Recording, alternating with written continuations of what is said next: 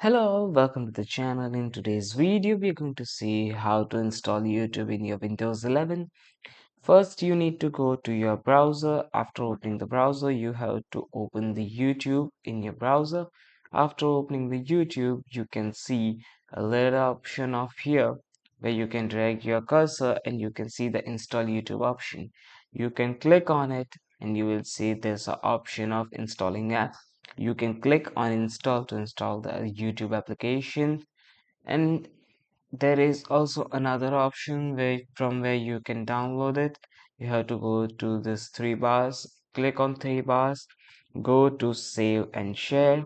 After going to save and share, you can see the option of install YouTube. Click on install YouTube and you can see the same option here. You have to click on install. After clicking on install, it will redirect it to you. Then you can minimize the window. After minimizing the window, you can see that we got the YouTube shortcut on our desktop. We can open it directly as if we want. So I hope this video has helped you, and if it helped you, then please like and share our video, and do not forget to subscribe to our channel.